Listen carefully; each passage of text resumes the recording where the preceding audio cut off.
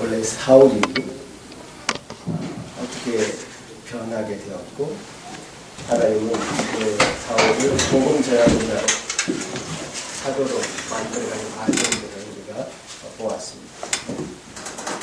오늘 이 시점에서 베드로가 또 등장을 하는데요. 베드로가 사실은 예루살렘에 근거지를 두고 있던 그 베드로가 어떻게 이방의 사도로, 이방인에게 복음을 전하는 자로 쓰임을 받는지 그 과정들을 보고 있습니다. 예루살렘에 사실은 근거지를 두었던 베드로가 사실은 예루살렘에 지금 큰 박해가 있거든요. 핍박이 있었습니다. 그래서 핍박을 피해서 도망 다니는 그런 측면이 있었고, 그런 측면에서 하나님은 그 사실을 이용해서 핍박이 있는 예루살렘에 머물게 하지 않고 다른 곳으로 가게 함으로 복음을 또 확장하는 그런 역사를 보게 됩니다. 그 본문에 보면 베드로가 사방으로 두루 다니다가 사방으로 두루 다녔다. 사방으로 두루 다녔는데 예루살렘에 사실은 근거지를 두고 있었지만 사방으로 두루 다닌 역사를 보게 되는 것이죠. 제가 오늘 지도를 준비를 했는데요.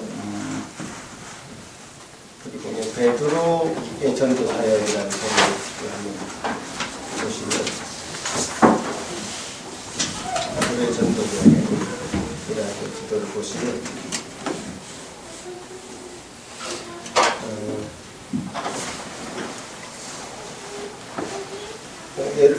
이제 앞으로 이 지명이 계속 나옵니다. 그러니까 앞으로 이제 여러분 지도를 봐야지 이제 어떻게 그 지명이 연결이 될 건지 머릿속에 이제 성경 읽을 때 들어오실 것 같아가지고 제가 지도를 좀 준비했는데 그 머릿속에 계속 한번 그려보시면서 성경을 따라와 보시면 베드로가 어떻게 다녔고 빌립이 어떻게 다녔으며 또 사도 바울이 어떻게 다녔는지를 이제 살펴보면서 복음이 어떻게 확장되는가 그 역사를 이제 살펴보게 될 것입니다. 사도행전 8장에서 베드로가 한번 그 사마리아 지역에 간 적이 있죠.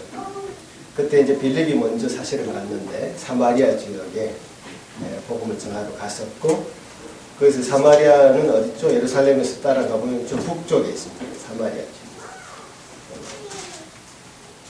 이스라엘 사람들은 사마리아 사람들을 참 이방인과 혼혈한 민족이라 그래서 개처럼 여기는 아주 터부시한 그런 민족이었습니다. 그렇지만 그 터부시한 가까이 하기 싫어한 그 민족에게 빌립이 먼저 나아갔고 그 빌립이 시몬이라는 사람도 세례를 받고 하는 그런 역사가 나타나니까 빌립과 함께 베드로하고 요한이 그것을 확인차 사실은 거기 사마리아 지역으로 갔던 기억이 있습니다. 그 다음에 베드로가 다시 예루살렘으로 돌아와서 있는 중에 또 사방으로 두루 다니는 일을 시작하죠. 그때 루다라고 하지 예루살렘에서 서쪽으로, 그러니까 지중해 쪽으로 붙어서 루다라는 지역이 나오는데요. 그 루다라는 지역에 바로 에니아라고 하는 사람이 있었다는 거죠. 근데 성경에 보면 루다라는 지역에 성도들에게 갔다 이렇게 기록이 되어 있는 것을 보니까 루다라는 지역에 이미 예수 믿는 사람들이 있었다라고 이제 우리가 알 수 있는 것이고, 루다라는 지역에 예수 믿는 사람이 있었다는 것을 우리가 두 가지 근거로 얘기할 수 있는데, 첫 번째는 예루살렘의 박해를 피해서 성도들이 거기 갔을 가능성이 있고요.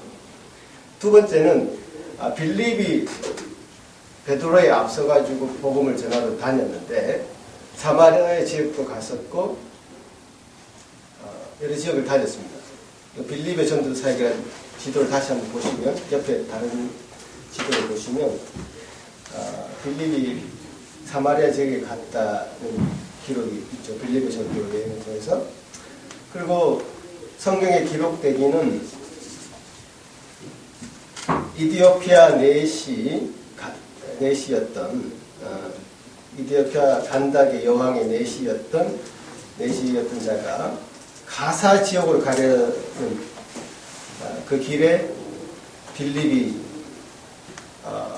내시를 만나는 장면이 나옵니다. 그러니까 예루살렘 지역에서 가사 쪽으로 가려고 하는 에디오피아 내시를 만나는 지점이 바로 그 아소도 가기 전에 좌측 아래 쪽으로 가는 거기서 만나는 장면이죠. 그래서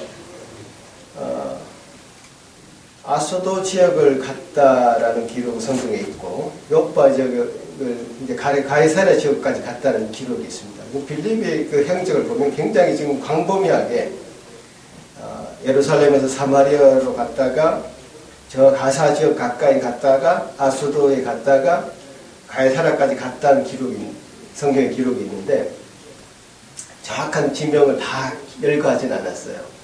그러니까 여기저기 돌아다니면서 저 복음을 전했다라고는 기록되었기 때문에 아스도에 갔다가 요파 지역과 가까운 루따에 갔을 가능성이 있는 것이죠.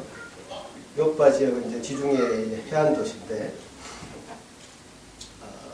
루따는 그 요파에서 오른쪽 내륙으로 조금 들어오면 루따라는 지역이 있습니다. 그러니까 그 루따라는 지역에 복음을 전하러 거기 머물렀을 가능성이 있을 것입니다. 그러니까 그때 빌립의 전도를 통해서 이제 복음을 믿은 사람이 루따 지역에 있었을 가능성, 이제 두 가지 가능성이 있는 거죠. 그래서 어쨌든 루따라는 지역에 이미 성도들이 있었고, 그 지역에 베드로가 이제 방문차 갔던 것이죠. 방문차 가보니까 거기에 애니아라고 하는 사람이 있었던 것이죠. 그래서 여러분 지도를 머리에 먼저 두시고 살펴보시면 애니아라고 하는 사람이 거기 루따라는 지역에 있었고 그 사람은 중풍병으로 8년 동안 침대에서 꼼짝 못하고 있던 사람이었다. 그 중풍병이 알죠? 이제 반수불수 돼가지고 팔도 못 움직이고 다리도 못 움직이고 머리 이제 뇌에 데미지를 입어서 꼼짝을 못하는 사람. 굉장히 괴롭습니다. 본인만 괴로운 것이 아니라 그 수발자는 가족들도 괴롭고 모든 사람들이 참 어려움. 지금 8년 동안 있었으니까 그 사람을 만나게 됩니다. 애니아는 성경에 보니까 어맨이라고 되어 있습니다. 그러니까 어맨이라고 된 것을 보니까 여자가 아니라 남자였습니다. 그러니까 남자 이름이 애니아. 그러니까 원어적으로 보면 남자성 이름이라는 기록이 나와 있습니다. 그 사람이 이제 8년 동안 중풍병에 걸려서 누워있던 사람을 베드로가 만나게 되고 그 만나자마자 베드로는 애니아야 예수 그리스도께서 너를 낫게 하시니 내 자리를 정돈하라. 이게 명령을 합니다. 중풍병에 걸려서 꼼짝 못하던 사람이 그 명령을 듣고는 바로 일어났다 이렇게 기록되어 있습니다. 바로 일어났고 그 일을 보고서는 그 자리에 그 결과로 많은 사람들이 주를 믿게 되었다라고 하는 기록이 나와 있습니다. 이게 복음 확장의 역사죠. 루따라는 지역의 애니아는 병에 걸려서 꼼짝 못했고 많은 사람들이 그것을 수발듣느라 힘든 가운데 고통 가운데 있었습니다. 그 가운데 예수님의 제자 중에 한 사람이 베드로가 방문하게 되고 그 사람을 중풍병에서 꼼짝 못하는 사람이 일어난 그런 역사를 통해서 그 결과로 성경은 많은 사람들이 주를 믿게 되는 결과를 낳게 되었다. 이렇게 이제 간단하게 굉장히 심플하게 기록을 하고 있습니다. 그 다음에 요빠, 그러니까 유르타에서 베드로 전도여행을 보면 왼쪽 상단 쪽으로 해안 도시인 요빠라는 지역. 요빠라는 지역 앞으로 좀 많이 나올 겁니다. 예수님 시대에도 많이 나왔었는데요. 요빠라는 지역으로 가게 됩니다. 왜 가게 되냐면 그곳에 한 여인이 또 그 여제자라고 되어 있는 거 보니까 믿는 사람이죠. 여제자인 다비다. 헬라식으로 표현하자면 이제 도르가죠, 도르가. 그릭식으로 표현하면 도르가고, 아랍식으로 표현하면 다비다인데요. 다비다라는 사람이 아주 그 지역에 유명한 사람이었어요. 아주 부자였습니다. 사람들을, 가난한 사람들, 과부들을 위해서 자기의 재산을 털어서 이렇게 섬기는 사람이었어요. 그래서 다비다라는 사람, 도르가가 죽었을 때 가부들이 그 다락방에 모여가지고 자기의 속옷과 겉옷을 다 내어 보였습니다. 정금으로 보였습니다. 이 사람이 했던 일이 바로 이런 것이죠. 우리 가부 같은 사람들이 입을 것이 없었어요. 예, 그때 당시 겉옷이라는 것은 굉장한 재산이었습니다. 겉옷이라는 것은 잘 때 덮는 이불 역할도 했었고, 평소에 이제 걸치고 다니면서 옷의 역할을 했었고, 그것만 있으면 어디든지 다닐 수 있는 아주 귀중한 유산이었죠. 그 겉옷을, 속옷을 해주면 그런 사람, 선행을 베푸는 것이 힘이 많았다라고 기록되어 있는 그런 사람이었죠. 그런 사람이 이제 병이 들어서 죽게 되는, 모든 사람은 죽게 되겠죠. 그렇지만 성경은 그런 사람이 죽었는데, 그래서 시체를 씻어서 다락방에 다 놓았는데, 요바에 있는 사람들이 지금 애니아에 대한 소문을 듣고 베드로가 거기 있다는 것을 알고는 베드로를 빨리 오도록 요청을 합니다. 요청을 해서 베드로가 그곳에 급하게 가게 되는 그런 상황이죠. 다락방에 올라가 보니 베드로는 여러 가지 광경을 보게 됩니다. 과부들이 그 옆에 서서 울면서 이 여인의 죽음을 슬퍼하고 있었고, 자기를 위해서 겉옷을 만들었고 속옷을 만든 것을 보여줍니다. 이 사람이 했던 일이 참 대단한 일이에요.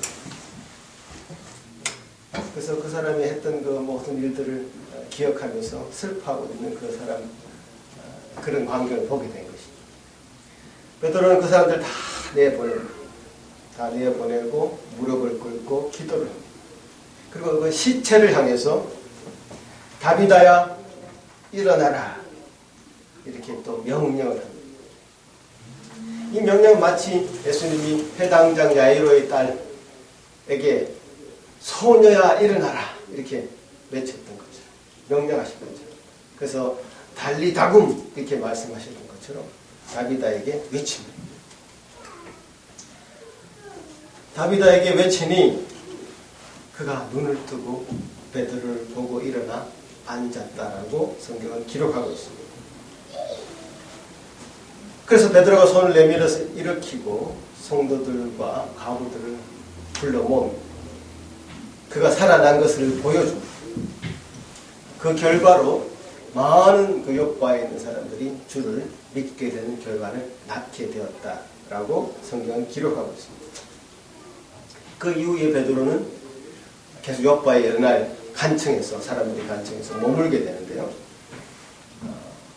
사실 다비다의 집이 부자였기 때문에, 부자인 것으로 추정이 되기 때문에 거기 머물 수도 있었겠지만, 거기 머물지 않고 무두장이, 그때 그 당시 무두장이라는 것은 뭐냐면 피장이라고 하기도 하는데, 동물의 가죽을 가지고 이렇게 만드는 그런 사람이에요. 신발을 만들기도 하고 가죽 제품을 만드는 그런 사람이었죠. 그러니까 유대식으로 하자면 죽은 시체를 만지는 것은 굉장히 불결한 일이었기 때문에 아주 천박한 그런 사람 집에 베드로가 머물면서 그곳에 있는 요바의 지역에 있는 사람들이 복음을 전한 그 일을 계속 했습니다. 이게 이제 간단한 룻다와 욥과에서 일어난 베드로가 행한 행적의 내용입니다. 그래서 이런 내용을 통해서 우리가 앞으로 사실은 빌립을 통해서도 우리가 봤고 베드로를 통해서 지금 보고 있고 사도 바울을 통해서 보고 있을 그 많은 정말 기적적인 그런 내용들이 앞으로 나올 겁니다. 이런 기적적인 내용이 성경에 나오면서 성경이 의도하는 바가 있다. 성경이 과연 이런 기적적인 일을 설명하면서 베드로라는 사람을 과연 영웅으로 만들 것인가, 만들고 있는 것인가, 그 베드로의 위치는 과연 무엇인가, 이런 대목을 우리가 유심하게 이제 봐야 됩니다.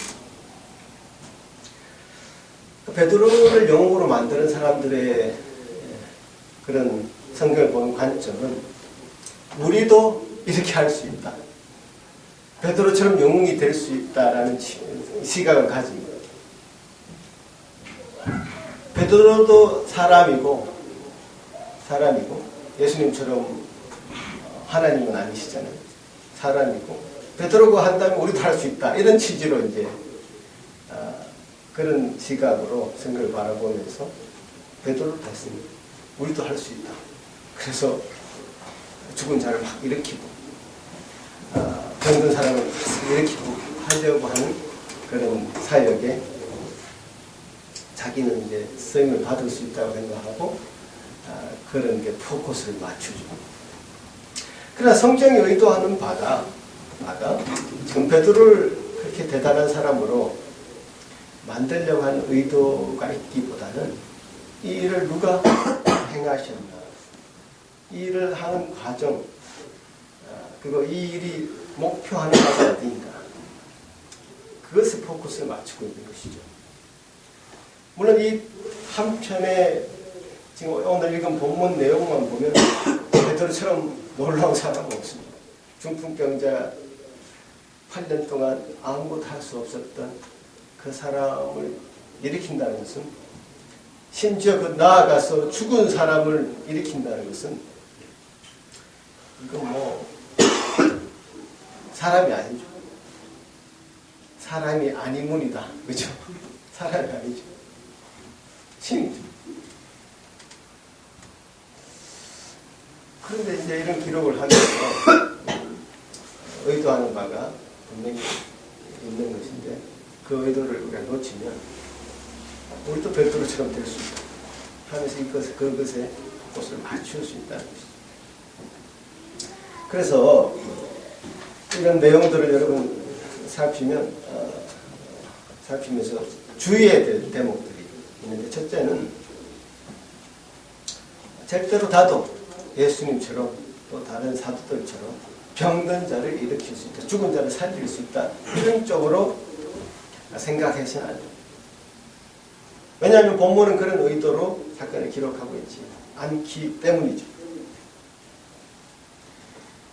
본문은 이 사도행전을 시작하면서 예루살렘과 유다와 사마리아 땅끝까지 복음을 전하게 되는 그런 사건들을 기록하면서, 여러분 복음서를 다시 한번 상기를 해보시면 마태복음과 요한복음, 우리가 지금 지난 수년 동안 보아왔는데, 예수님도 복음의 사역의 초기에 복음이 증거되는 역사를 통해서 어떤 것을 보이셨냐면, 야이로의 회장당 야이로의 딸이 죽었다가 살아나는, 나사로가 죽었다 살아나는 그 놀라운 기적들, 오병이어의 기적들, 바다 위로 걸어 다니시는 그 기적들, 이 놀라운 기적들이 복음서 초반에 많이 기록이 됩니다. 그것은 예수님이 하나님이신 것을 보이시고, 복음이 이 모든 기존의 질서를, 지금 현재 나라의 질서를 다 재정립하는 하늘의 법을 이 땅에 실현시키는 그런 일로서 복음이 증거되고 있는 것을 여러 가지 기적적인 현상들로 증거를 보이신 것이죠. 그 지금 사도행전은 그 연장선상에 있습니다. 사도행전은 그 연장선상에서 지금 복음의 경계가 있던, 그 복음의 경계가 확실했던 그런 지역이 하나하나 무너져가는 그런 역사들을 보고 있는데, 그 무너져가는 역사의 그 지점마다 하나님께서 놀라운 일들을 일으키시는 것이죠. 마치 야로의 딸이 일어났던 것처럼 다비다가 일어나고, 38년 된 병자가 혈루병에서 일어났던 것처럼 지금 중풍병자가 일어나는 그런 역사가 지금 복음의 현장의 역사에서 드러나고 있는 것이죠. 복음의 확장하는 역사에 핍박을 피해서 도망 다니듯이 다녔던 빌립과 베드로가 그렇게 사용되고 있는 것이지, 결코 베드로를 영웅으로, 빌립을 영웅으로 만들려고 하는 것이 아니다. 그러니까 복음의 확장되는 역사에 분명히 나타날 수 있는 사건들이다. 그리고 우리가 이런 사건들을 보면서 기억해야 될 것은, 이 베드로가 한 일에 포커스가 있는 것이 아니라 하나님은 이 베드로에게 포커스가 있는 것이죠. 베드로에게 관심이 있고 베드로가 온전한 제자가 되는 일에 관심이 있으십니다. 그러니까 베드로가 어떻게 정말 하나님의 더 제자로서 되어가는가를 사실 이런 복음 전도의 현장에서 확실하게 베드로를 만들어 가십니다. 베드로는 이렇게 할 수 있는 사람이 아니에요. 힘으로, 완력으로 이 세상을 구할 수 있다라고 생각했던 열혈 분자였습니다. 지금도 세상은 복음에 관심이 있으면서도 이 세상을 힘으로 정복해야 됩니다. 이 세상을 힘으로 정복해서 그런 기독교의 그 힘을 보여줘야 된다. 그래서 기독교 정치가 등장해서 기독교 정치인이 대통령도 되고, 그래서 한국을, 이 세계를 복음의 나라로 만들어야 된다. 이런 생각을 하는 사람들이 있습니다. 그건 아마 베드로가 예전에 생각했던 그런 사고방식과 마찬가지입니다. 그러나 베드로는 그렇게 이 세상의 힘으로, 완력으로 세상을 정복하려고 했던 그런 생각에서 점차 한 계단 낮아지는 길을 걷습니다. 결국에는 낮아지다가 아주 힘없이 십자가에서 거꾸로 매달려서 순교하는 그런 지경에까지 갈 수밖에 없는 그런 연약한 사람이 되었다.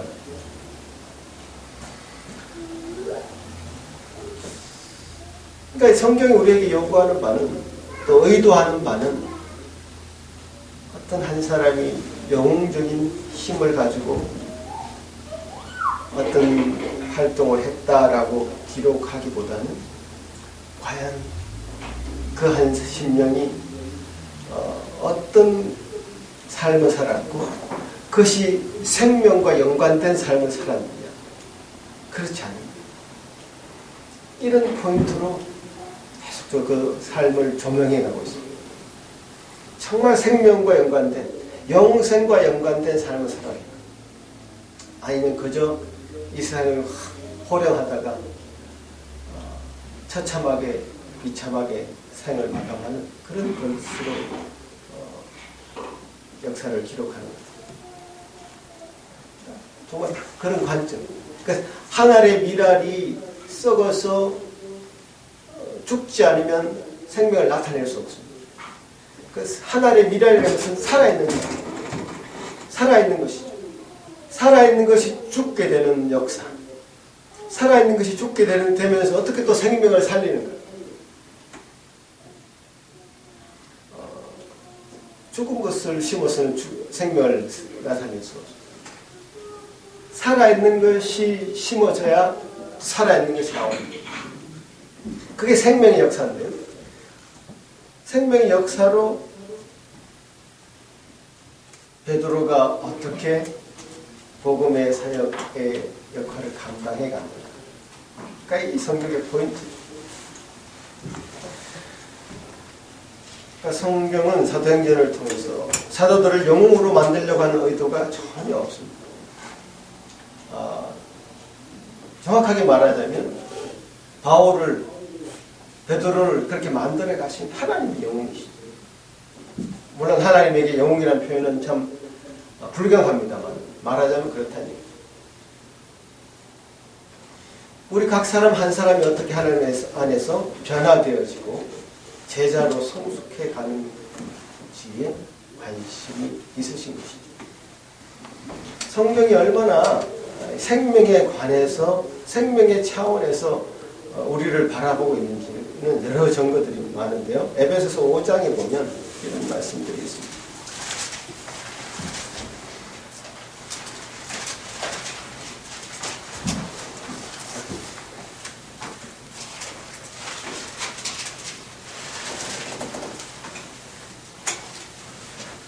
에베소서 5장 8절, 9절 같이 한번 읽어보겠습니다. 시작.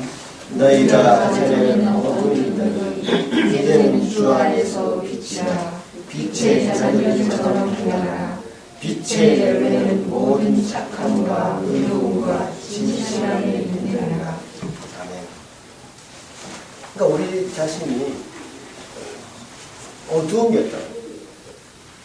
그래, 우리 애가 주 안에서 빛이 되었고, 빛이 된 그 결과 빛의 자녀들처럼 행하는 것이고, 그 빛의 열매는 맺히게 되어 있다는 것입니다. 생명이 있는 것에 생명의 열매가 맺히게 된다. 지금 아무리 사람들이 자기 주장을 하고 외치고, 그래서 어떤 헤게모니를 어떤 나라에서, 어떤 집단에서, 어떤 직장에서, 어떤 그룹에서 헤게모니를 잡아서 뭔가를 확 이루려고 하는 그런 것이 있지만, 결과적으로 이 모든 것이 생명과 연관됩니다. 생명이 있는 것은 열매가 있을 것이고, 생명이 없는 것은 열매가 없을 것이다. 어떤 이론과 어떤 주장들이 계속적으로 증거되고 후세에까지 남는 것은 생명이 있는 것이 남는 것이다.